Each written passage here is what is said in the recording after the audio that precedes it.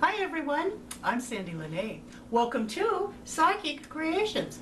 We have an interesting show for you today. As you know, I'm an author of several books, and I like to feature authors on Psychic Creations because I like you, the readers, to meet who writes these wonderful books that are full of interesting life's anecdotes or awesome fiction, like my special guest for today's Psychic Creation show. Well, thank you so much for having me.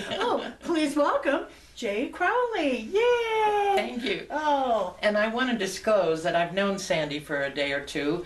We used to have a store called All Things Mystical, and Sandie was one of our readers and did an awesome job. So thank you so much for asking me to come. That was a long time ago. Yes, it was. Many decades. It's when we were really young. Yes. All right. Well, it's an honor to have you. And if you would, I'd like to ask you lots of questions about you, your authorship, and your wonderful books that you've got here. So, okay, the very first question, how did you and why did you get interested in writing? Well, I've always had a tendency to write. That doesn't mean anybody read it, but I always had a tendency to write. And I did newsletters for the V&T and for different groups that I was with, as well as some school things, and I did some short stories. But I never had a lot of time. And about a year ago, I became a little bit semi-disabled. I had been working at the Reno Oasis for quite a while, and I couldn't stand anymore, so I thought, well, I got to do something. And so I decided, well, I'm going to write. I got all these stories I want to talk about, and so I'm going to write. So that's how I got started, and it's been a little over a year. A year? Mm-hmm. A year. And you've got all these books written. Oh my goodness, we'll be talking about all her books here in just a second. Why write about Nevada? Well, growing up here, it's what I know. Oh. And there is so much, there's so many stories to tell, and especially growing up in Virginia City. I mean, there is so much to tell. And when I used to really work, I would have to go back east, and I used to love it when everybody would say, oh, I know somebody in Las Vegas. Well, yay, so do I. But that's 6.5 hours away, you know. So I want people to learn a little bit about northern Nevada and about rural Nevada, and that, God bless, I love Las Vegas, but we're not all Las Vegas. That we have beautiful Lake Tahoe, we have a lot of stories here to tell. Good idea. Yeah. That's nice of you to do that, because I've met people too. Oh, you live in Nevada? Yeah. I love Las Vegas. Yeah. Oh, yay, you. Okay. Well, what were your inspirations in writing your books? Oh, probably good wine, but a lot of it just was life. If I can Sure, show you a couple. Okay. When I first was going to just do children's stories. I figured that would be the way I would go, and but I didn't know exactly how to get involved in the writing world because times had changed. So I went on Facebook, like everybody does, and there are numerous author Facebook sites that you can get into. And so I joined a couple of them, and I met this individual who contacted me and said, I'd like your, well, let me digress. They have these things called flash fiction, and they'll show you a picture, and then you have to write 500 words about the picture. And that's a really good way to get your mind going. And so I thought, okay, but then I got to thinking, I want to write about Nevada. But because I did these flash fictions, I never won a contest, but I had fun. A gentleman contacted me, and he said, I'm an editor, and I live in South Dakota. And I thought, oh yeah, right, an editor in South Dakota, yeah, right. And as it turned out, he really is an editor, and he really does live in South Dakota. He's from California, and he's in a wheelchair, and he's waiting for a kidney. Well, we had a lot in common because my husband is a double lung transplant. So we were able to communicate, and we had a lot to talk about, and we've become friends. I've never met the man, over Facebook. But he's quite interesting. So I wanted to start out going back now to children's books. The first book that I decided to write was called Natalie's Adventures. And this is basically based off my granddaughter. And I thought this would be fun as a children's story, and so I started working on that. Well, of course, I didn't complete it and until quite a while later. In the interim, I found out through him that he does anthologies, and so he said, "Would you write some stories for my books?" And I said, "Sure." And what he does is authors write for him. He sells the books. That's how he makes his living. But then when we get ready to do a book, he will edit and publish our book for us at a very small charge. Nice. And so it works out real well. It's a win-win for all of us. And so that's how that happened. Oh, that's awesome. So this was your first book? Well, no, this wasn't the first book. This didn't come out till later, but this is what was started. It was Natalie's Adventures. Okay. And it's a cute children's story. It's for about 8th grade, and it all takes place here in Carson, the Pine Nut Range, Clear Creek, and there's 3 short stories, and it's a cute little story. Oh, awesome. You know what? Why don't you go ahead and tell our viewers a brief synopsis of each of your books here, and then I'm going to I'm going to steal this and enjoy looking at this one I think your readers might really enjoy. The first anthology that he had me write was called Other Realms, and it's a fantasy. And I've never done fantasy. Like I say, I was going to write children's stories. So I said, okay, I'll give it a try. Well, I was in acupuncture, and I was laying there thinking, and I thought, okay. So I came up with the idea that a woman had lost her husband. He had a heart attack and went into a coma, and she never got to say goodbye. And all of my books have paganism and Native American beliefs because I believe in those areas. And so she wanted to go into a sweat lodge and talk to her husband and say goodbye so she could move on with her life. Well, she goes into the sweat lodge with the shaman and 3 other people. And while they're in there, and they're on the 3rd rock, these spirits come to her, and she sees 2 children. One's about 6 and one's about 8, a boy and a girl. And all she sees is a face, and the faces say, "Help me, help me." And that's how the story goes. And it's called Voice in the Wind. And to be a person who has voice in the wind, you can talk to the spirits. And she had that ability. And so it's a short story, it's a fantasy, but it's in the other realm. The new other realm will be out this month, and that story that I have is called the Fable of Lake Tahoe, of Lady of the Lake. And it has to do with the Lady of the Lake, and I think it's a pretty good story, but again, it's a short story. Most of these are short stories. Oh, look at this. This is beautiful. Oh my gosh, what a very interesting story. Oh. Yeah. And then I decided, well, I would put out my own story. So all of my life, I wanted to do the pioneer adventure and go up into Hope Valley and get into a line shack and make my own garden, cut my own wood, and survive there for a whole year. Well, now, of course, I'm old, I'm 97, so you can't do that, but I can do it through writing. So with writing, I made this young woman who just got out of college. She decides to go up into Hope Valley with today's technology, a generator, a computer, and a satellite phone. Sure. And she's going to write a story of surviving in Hope Valley. And it starts out slow. It starts out because it's explaining to people about Hope Valley. This book is done quite well on the East Coast because a lot of people don't know about the West. Yeah. But it is slow until she gets to the cabin. And when she gets to the cabin, she feels she's watched. And then the story goes from there. And everybody that's read it's loved it. It's a short story. It's about a 2-hour read. It's a novella. And a 2.5 hour read. And everybody wants a sequel. I don't know if there'll be a sequel. But that was my own real story. My editor put the cover on, which really isn't our mountains, but it's the cabin in the meadow. Oh, how nice. Oh, this is wonderful. Okay, next. Well, then he decided to have me write a horror story. I don't do horror, no. But again, it took place in Nevada. This was 2 dirt bike riders that are out by Berlin in Mineral County. And yeah, and that it's got a lot of twists and turns, and it's really different. In fact, I've done 2 horror stories. This one took place down in Mercury, and it has to do with what took place in Mercury. So there's and then the other one is outer space, and then this is about an entertainer that lived in Virginia City, and it's called I Heard It on the Radio.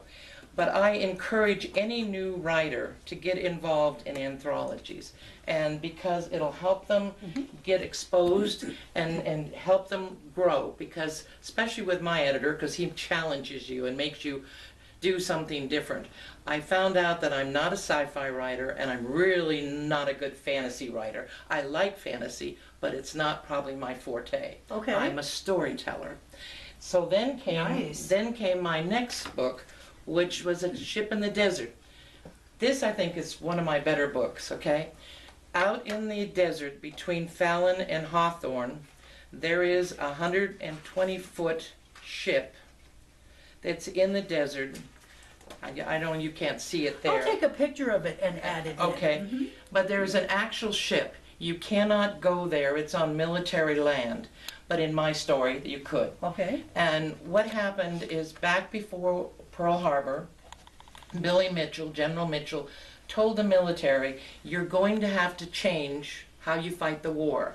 And you're going to have to go with airplanes and not with battleships. And nobody listened to him. Well, when Pearl Harbor happened, they found out they needed airplanes.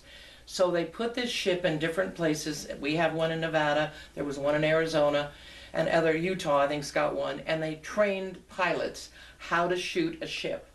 And so it's still there, it's still being dry bombed till today out on the base.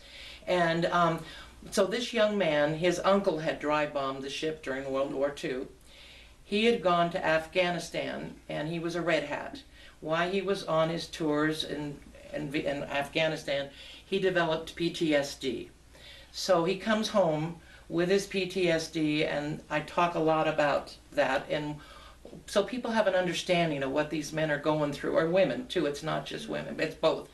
And he moves to Washoe Valley, and he wants to go out and see this ship. So him and his wife and the dog hike out to see this ship in all the twists and turns that occur. And just to add a little bit of Native American into it again, the Lakota Indians, for military, that are suffering with PTSD have developed sweat lodges on military bases, and they are putting these soldiers through because so they can help them work out their anger and their trust issues, and they're doing it through sweat lodges. So anyway, it's I think it's an excellent story. It's not just for men, it's for women, but it tells you a lot about PTSD. Isn't she fantastic, viewers? Oh my goodness, thanks. Wow. And my brand new book that just came out that I'm real excited about. Yes. I love archaeology and paleontology, okay? In fact, I wanted to major in one class and minor in archaeology, and the university wouldn't let me. But if you look at the cover of this book, this is an Firestone opal that we have in the state of Nevada. Nevada has the most beautiful opals. In fact, we have opals in the Smithsonian in Washington, D.C. That are 2,000 and 3,000 carats. I mean, they're huge. The area around Denio where this young girl grows up, her name is Opal, and the reason why she's called Opal is her mother and dad own an opal mine, and they have 4 children. Well, they have 4 boys, and the mother gives birth at home to a girl, and she said, I got my gem, I'm naming her Opal. Aww. So that's how she got her name Opal. Well, Opal grows up wanting to be a paleontologist, and she's always looking for artifacts and finds. And I talk about the Lovelock Caves and a lot again of the Indian myths that are in this story. So you get a feel for what's going on and the area. When the volcanic action occurred, it happened so fast that it petrified everything. So there's petrified wood up there as well as opals. And it's at 6,000 feet, it snows, and it has hardly any trees because everything was lost. And it was all part of the Lovelock Lake that occurred there, and anyway, I think that everybody will like this book. It's got a lot of twists and turns. She meets a BLM agent, and him and her, and I'll probably do a sequel on this book, taking him to a different place because of the paleontology and the digs. Probably the next one I'll do will be down at Tule Lake by Las Vegas, because Nevada has more Ice Age fossils than anywhere else. And so I'll probably talk about that and send her and Jake down there in a year from now or something. So those are the characters. Those are the characters. Okay. Yes. And her dog Pickles. You know, all of my people have dogs. In fact, someone said, "Why don't you write with a cat?" And so I'm thinking, with this cat that I just adopted at home, this black cat with a little white spot with green eyes, and I'm thinking of maybe putting him in one of my books, Salem, anyway. And his name is Salem. His name is Salem. Isn't that fun? Goodness sakes, prolific writer. Well, the new one that I'm working on right now, too, is called Not Worthy Story of Revenge, and it's going to deal with Stewart Indian School. Oh. And I'm doing a lot of research right now to write that. And my heroine is also my bad guy. So it's going to be unique for me. So we'll see what happens. Oh, goodness sakes, Stewart Indian School here in Carson City. Yeah, here in Carson City, yes. Now that's going to be fascinating. Yes, for people who don't know, the government came through in the 1800s and took children from their families and put them into a school to civilize them. And now they're finding the ramifications, and it's called A Wound to the Soul. That the Indians are referring to it. And so anyway, I'm going to be writing a little bit about that. Oh, goodness sakes. So that's going to be fascinating. Yep. It's like all of your books. Oh, my goodness sakes. Do you ever read these once you're done? Yeah, and then I have a bunch of short stories. One of the short stories that your readers might like was an ivy plant in Virginia City. I lived in a pre-fire Virginia City house that was my husband's grandmother's house. She moved in there when she was 15. She died when she was almost 90. She's still there. She never left. And her and I fought over an ivy plant. And I don't want to tell you the story because I'm hoping to put it into a short story, a bunch of my short stories into a book, and so people can read it. But it's quite unique, and she was quite interesting. But yes, and we were used to growing up with ghosts in Virginia City. Well, I can imagine so. There's a lot of orbs up there. Yes, there is. Oh, how fabulous. Oh, and you just have all kinds of other plans for other books and stories. Yep. And I was going to say I'm going to be Whistler's mother, you know, the writing world. There you go. Oh, you're just fabulous. Oh, thank you so much for being the awesome author that you are. Well, let's see. How long does it take you to write each book? About 6 months, 6 except months. for short stories. A short story I can... Short stories can be, 50, 60 pages, something like that. And you can write that in a weekend. Yep. I go on a runner and I just stay writing. I'm impressed. I drink a lot of wine. Well, I'm impressed with that too. Oh, how fun. Well, do you have a special place or a room that you write in? I have an office that we built about a year ago for me, and that now the cat and I share. As I was explaining earlier, I'm sitting there typing and there's the cat, and in fact he gets his tail up on my keyboard and he's helping me out. So we'll see how the stories turn out with him around. Sure. Well, then he's got to be in one. And then I have an Echo so I can play soft jazz, or if I'm really in a mood, AC/DC or whatever as I'm writing. There you go. Awesome. Yeah. Awesome. That do you kind of like go into a zone when you write? Yeah. As my husband will verify, I leave me alone. Yes, I get that. Yeah. I do. I don't want to eat. I don't want anything. Just leave me alone. Right. My brain's thinking. I don't want to lose the thought. Right. Exactly. Or you wake up in the middle of the night with this thought. Uh-huh. And then I use dragon speaking too. Oh, do you? Mm-hmm. Okay. Yes. That's nice. Awesome. Yes. Yeah. That's nice. I'm old school. I still write. I mean, I think I have stock in these this type of paper because I love to write. It's what I've done all my life is write, and then I'll type, and then I don't know where it goes from there. Editors, I guess. But sure. Oh yeah. Do you have a special time of day that you like to write? No, usually it's in the evening, but not always. Sometimes it just depends on when the mood gets you. But usually the evenings, because that's when your house quiets down. Sure, right. Awesome. How much time do you devote each day to writing? Well, you just said maybe 24/7, huh? Yeah, I may go, like I haven't here lately done any writing for a couple of weeks because of a fall, and so I'm hoping to get back. And but sometimes I try to write at least once or twice a week, Sure. and just to put thought down, you know, get on the Right. dragon speaking and put thoughts down, and then go back and compile them and put them in order. Right, So, sure. and bore my family to death as I say, read this, and Oh. Yeah, I get that too. Yeah. It's like, don't do anything else but read Yeah. my and edit it for me, please. Please, Oh, please, please. that's I have a funny. couple friends that edit for me, and Uh-huh. I really start to feel like I'm taking advantage of them, you know. Oh, But, I'm sure they enjoy it, yeah, Sure. yeah, yeah. They get first read. yeah. And first crucifixion. That's funny. That's funny. Well, do you write a book first and get the title, or get the title first and write a book, or? Well, I usually get the thought, and then I put the book together, and then some, you know, like with Opal, I had the cover first. I wanted that Opal on there, and then the story sort of. My characters write themselves. Does that happen for you? No, being I work with history so much, Ah. it's the ghosts that write my Well, stories. the facts can't write themselves, but my Right. characters. That sometimes I'll think I'm going to go over here, and they take me over here, and so I follow what my characters want to do, and they seem to know more than I do, and then my editor has been doing the covers, and that's why I laughed when he did the ship in the desert. That's not Nevada, that's Utah.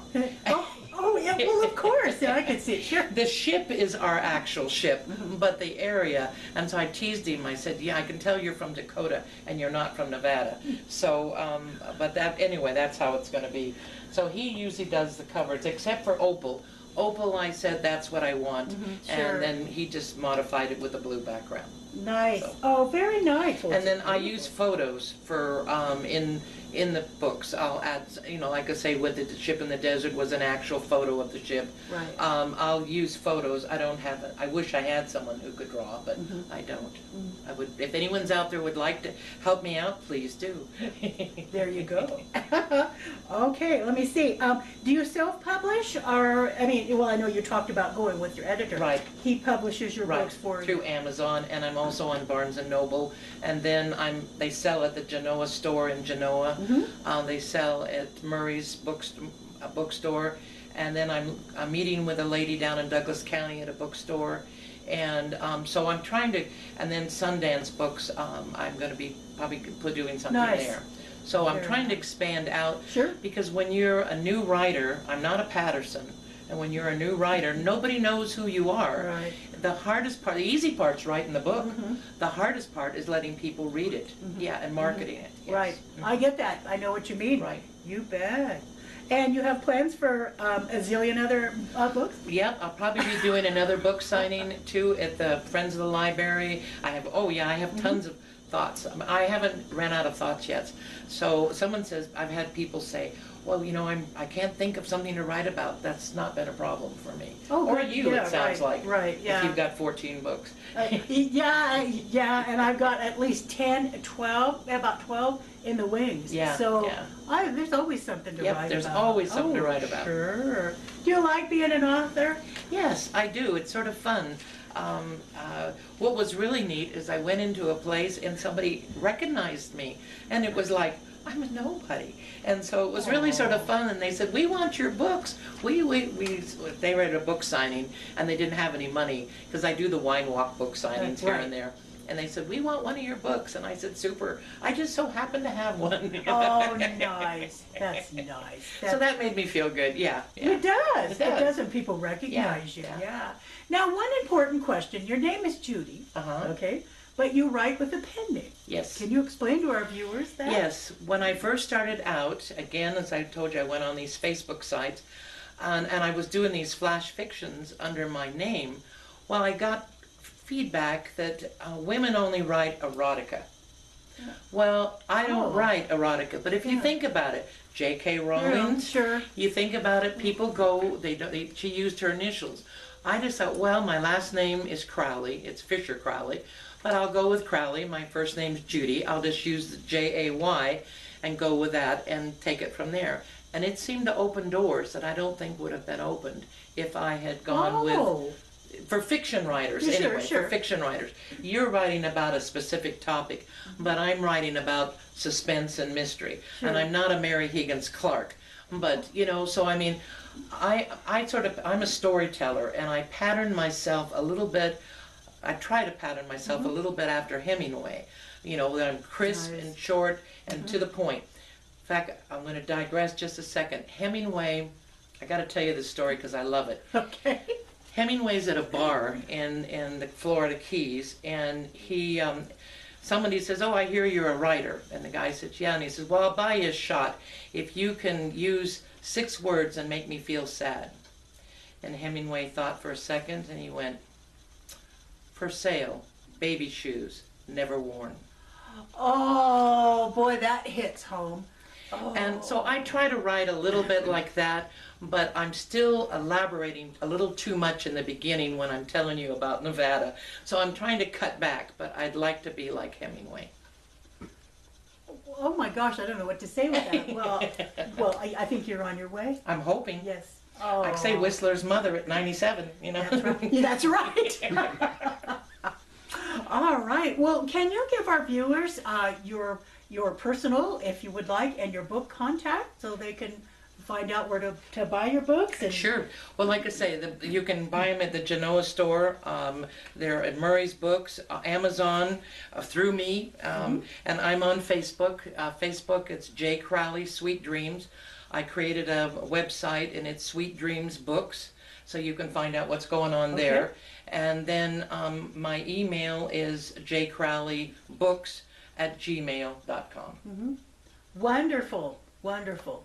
Well, I want to thank you so much for being such awesome person, friend, author, and guest speaker. Love this.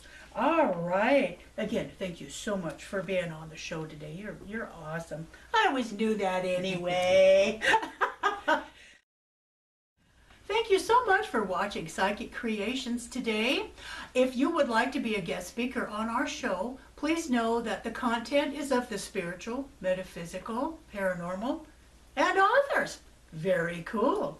You can contact me at my website, which is www.sandypsychicstones.com, or at my email address, which is admin@sandypsychicstones.com. Again, thank you so much for watching Psychic Creations, and we'll see you next show.